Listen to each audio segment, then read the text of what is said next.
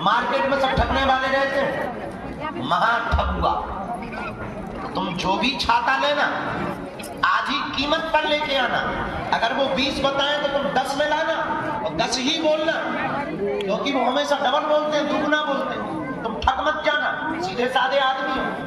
और पतियों को इसी बात पे बुद्धू बनाया जाता है कि मेरा पति बड़ा सीधा।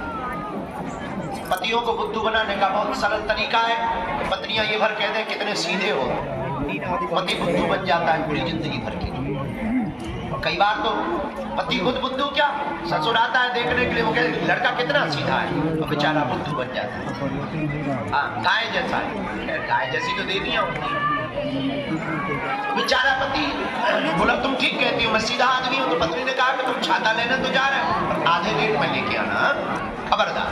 पति गया, मार्केट पहुंचा, दुकान पर एक छाता देखा, उसने कहा कि इसका प्राइस क्या है, इसका रुपया क्या है, इसका मूल्य क्या, खुदरा मूल्य क्या है। दुकानदार ने कहा कि 16 रुपया, सस्ता जमाना था, पुराना जमाना था, 16 रुपये में मिलेगा। इसने कहा कि यार बड़े मूर्ख आदमी हो, 16 रुपया तो बहुत होते हैं, हम तो 8 रुपया देंगे। क्योंकि पत्नी की यही आज्ञा, हम तो 8 रुपया देंगे। दुकानदार बोला कि तुम्हारा दिमाग खराब है, 8 रुपया में तो नहीं आ पाएगा। एक काम करो, ना तुम्हारी ना हमारी 14 रुपया दे दो। पति बोला तब तो हम 7 देंगे। वो आदमी बोला तब तो हम 7 रुपया देंगे। दुकानदार बोला क्या खा पी के आए हो सुबह सुबह से, हम घटा रहे हैं तो तुम भी घटा रहे, तुम्हें बढ़ाना चाहिए। चलो अब सुबह सुबह से हमारी बोनी मत खराब करो, एक काम करो, 12 रुपया आय का आय दाम लगेगा, 1 रुपया कम नहीं लगेगा, 1 पैसा नहीं कम लगेगा। तो हम 6 में ले। दुकानदार बोला यार बाप रे, तुम्हारा दिमाग खराब है, ऐसे कोई लेता है, हमारी बोनी खराब कर रहे हो, शर्म नहीं आती तुम्हें, सुबह सुबह आ गए प्राण खाने के लिए। चलो हटाओ, 2 रुपए का हम घाटा से लेंगे, 10 रुपया में ले जाओ। तो 5 देंगे। दुकानदार को बड़ा गुस्सा चढ़ा, उसने छाता फेंक के मारा कि तू फ्री में ले जा, 5 क्यों देता है, फ्री में ले जा। ये बोला फिर तो हम 2 ले। अब पूरे दिन दुकानों पे घूमता रहा, एक छोटी सी वस्तु छाता नहीं उसने ले ही नहीं पाया, मिली ही नहीं। पता है क्यों? क्योंकि वो एक भाव पे नहीं टिका। एक भाव पर ना टिकने के कारण मार्केट की दुकानों से एक छोटी सी वस्तु छाता नहीं मिल पाया, छाता नहीं खरीद पाया, और तुम एक भाव पर बिना टिके परमात्मा को या हनुमान जी को पा पाओ। जब छाता तुम्हें एक भाव पर टिके बिना नहीं मिल सकता है, तो क्या ये परमात्मा तुम्हें एक भाव पर बिना टिके मिलेगा? Not possible. अरे आदि मारो, संभव नहीं है। इसलिए मेरे पागलों, तुम्हें ये कहानी बता के हम तुम्हें जगाना और बताना चाह रहे कि भटकोगे तो अटकोगे, अगर तुम अटकोगे तो पा जाओगे। भटकोगे तो एक दिन तुम्हें अटकना पड़ेगा, और हो सकता है तुम्हारी मनोदशा ऐसी हो जाए। मनोवैज्ञानिक कहते हैं, विदेशी दार्शनिक भी कहते हैं कि कई बार बहुत बार जब धक्के खा लेते हैं तो आदमी का भगवान से भरोसा उठ जाता है, डॉक्टरों से उठ जाता है, गुरुओं से उठ जाता है, टीचर्स से उठ जाता है, पड़ोसियों से उठ जाता है। और धक्के खा लेने के बाद भरोसा उठ जाता है। हो सकता है तुम्हारा भरोसा उठ जाए, पर तुम्हें भगवान पे भरोसा ना हो, और कई बार भगवान तुम्हें मिल भी जाए तब भी तुम्हें लगे अरे इतने समय हो सकता तुम असली हीरा को पत्थरों की तरह फेंकते रहो। इस बात से भी समझो, एक कथा से तुम्हें ये बात समझ आएगी। फिर दरबार लगाते, किसी गांव में एक राजा रहता था। राजा बहुत सम्राट था और पहुंचा हुआ राजा था, उससे सब मिलने के लिए आते थे। और आपने शायद एक कहानी सुनी हो, बहुत प्रसिद्ध कहानी रही, एक पुस्तक चली थी बहुत पहले, आपने उसको पढ़ा होगा, हमने तो बहुत पढ़ा, बेताल पच्चीसी। बेताल पच्चीसी की कहानी आपने पढ़ी होगी कि बेताल वो पीछे चिपक जाता है। उसका सीरियल भी बाद में बना, टीवी पिक्चरों में उसका सीरियल भी बहुत आया। तो बेताल पच्चीसी नाम की एक पुस्तक छपी थी, उसमें एक कहानी बहुत अद्भुत थी, वो हमें बहुत काम की लगी। एक बार विक्रमादित्य राजा बैठे हुए थे, उसी समय कोई फक्कड़ महात्मा, फकीर गांव के महात्मा है, राजा रोज सुबह बैठते थे, लोग उपहार लाते थे, कोई माला लाता था, कोई पैसा लाता था, कोई मोहरे लाता था, कोई सोना लाता था।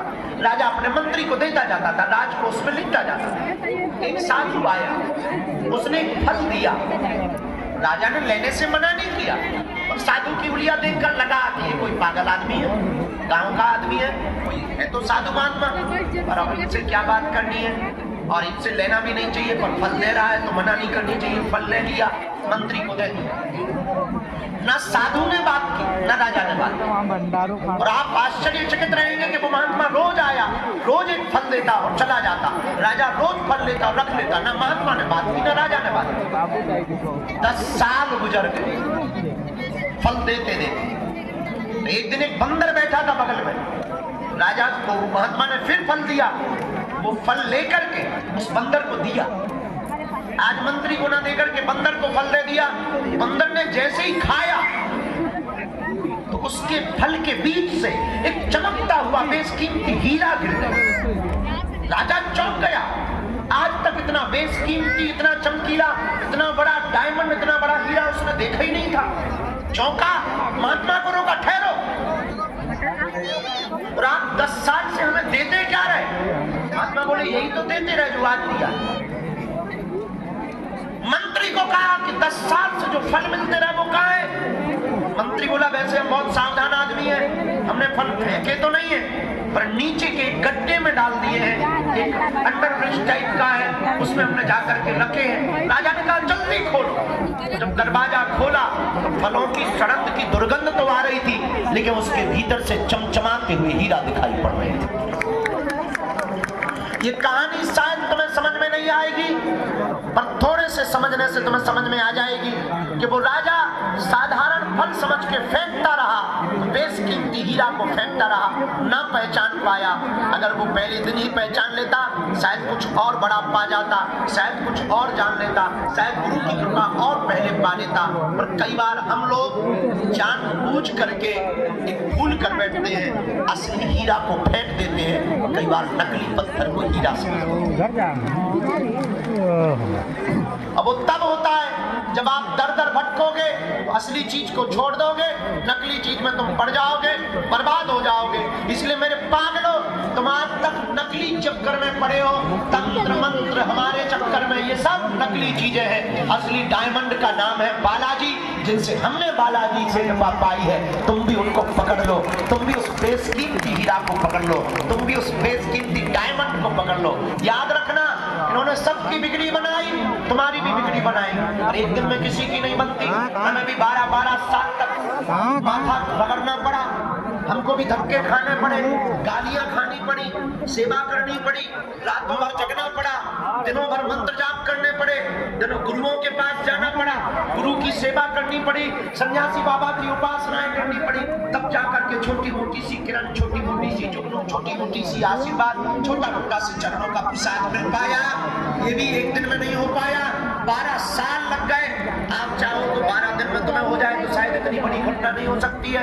याद रखना, बिल गेट्स एक बहुत अमीर आदमी है दुनिया का, बिल गेट्स, उससे पूछा कि आप रातों रात अमीर बन गए, इसका राज क्या है? उसने मुस्कुराते हुए कहा कि हाँ सच है, मैं रातों रात अमीर बन गया हूँ, पर ये किसी को खबर नहीं है वो रात कितनी लंबी थी। इसलिए तुम हमारे पास आए हो तो केवल पर्चा बनवा भर के मत जाओ। पर्चा बनवा के अगर तुम चलेगा तो तुमसे बड़ा उल्लू और बुद्धिमान दुनिया में कोई नहीं समझेगा। केवल पर्चा बनवा के तुम चलेगा तो सिर्फ खोखले चमत्कार में पड़े। और एक बात और याद रखना, तुम हमारे पास जिस दृष्टि से बालाजी के पास आओ, हमारे पास मीन्स बागेश्वर धाम, हम नहीं बागेश्वर धाम, हम तो बागेश्वर धाम से हैं, तो बागेश्वर धाम पर जिस दृष्टि से आओगे तुम वही पाओ। आप केवल चमत्कार देखने आओगे, तुम्हें यहाँ चारों तरफ सिर्फ चमत्कार दिखाई देगा। तुम अगर यहाँ तमाशा देखने आओगे तुम्हें तरह तरह के कार्टून लोग मिलेंगे तमाशे वाले। अगर तुम सिर्फ खाने आओगे तो भंडारे में सिर्फ तुम्हें पूरी मिलेगी। अगर तुम चाय पीने आओगे तो जगह जगह तुम्हें होटल मिलेंगे चाय। अगर तुम मंदिर दर्शन करने आओगे तो तुम्हें लंबी लाइन और धक्के मिलेंगे। अगर तुम बागेश्वर बाबा से सेल्फी लेने आओगे तो सिर्फ फोटो मिलेगी और तुम्हें कुछ नहीं मिल पाएगा। तो तुम जिस दृष्टि से आओगे तुम वो पा पाओगे। पर हमें लगता है बेहतरीन दृष्टि वो है जो इसलिए आए कि वो बालाजी का हो जाए, वो बालाजी तुम्हारे हो जाए। अगर तुम ये पाने